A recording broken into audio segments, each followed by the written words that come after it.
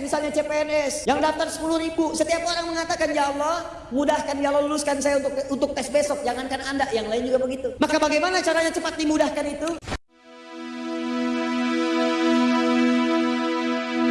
Cari dengan bahasa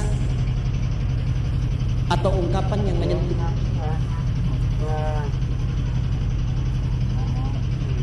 Ungkapkan doa itu dengan ungkapan yang menyentuh. Cari kalimat-kalimat terbaik.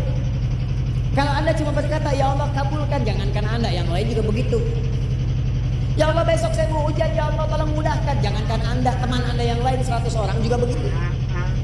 Tes, misalnya CPNS, yang daftar 10.000, setiap orang mengatakan, ya Allah mudahkan, ya Allah luluskan saya untuk tes besok, jangankan Anda, yang lain juga begitu.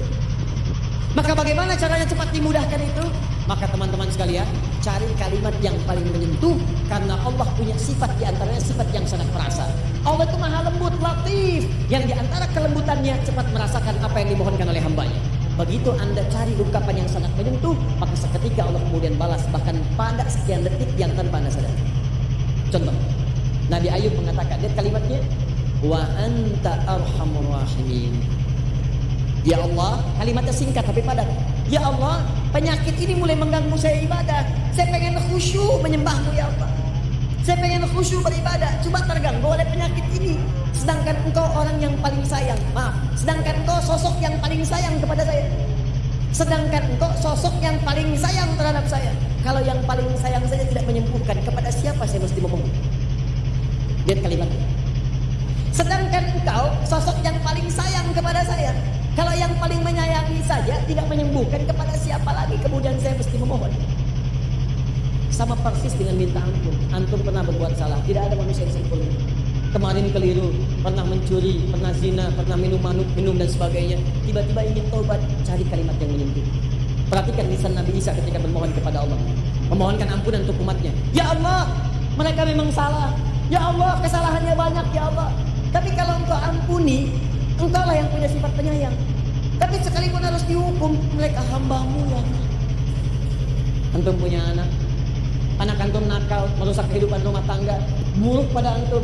Tiba-tiba satu kali pengen minta maaf, dia gandeng seorang ustad.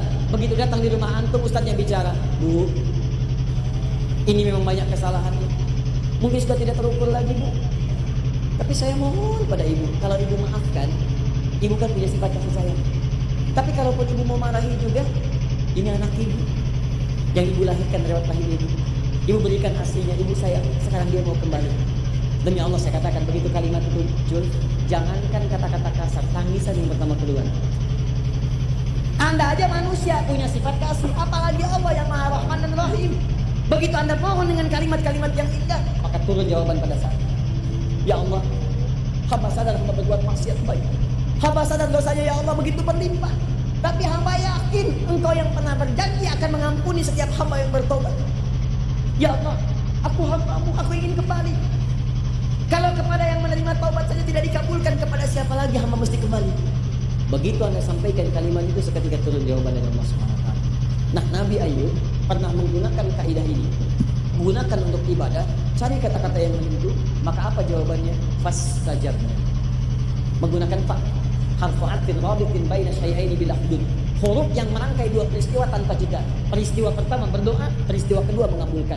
Antara doa dengan mengabulkan tanpa jeda. Begitu selesai doa, dikabulkan. Ini dia rahasianya. Cepat-cepat terakhir, Nabi Zakaria, beliau diuji setelah berumah tangga, tidak punya keturunan, divonis oleh medis, gak mungkin, istrinya monopos dan mandul, maaf. Apa yang dikerjakan? Beliau bermohon. Apa permohonannya? Nih, satu, cari kata-kata yang menyentuh tadi. Maka buka Quran surah 19 ayat 3 sampai dengan 15.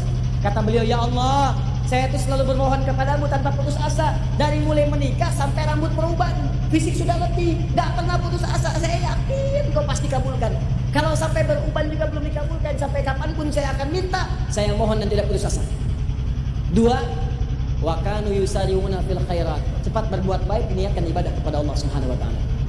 Maka kalau Anda punya kesulitan yang sama, cepat lakukan itu, mohonkan kepada Allah dan kerjakan untuk niat ibadah kepada Allah Subhanahu wa taala. Jelas?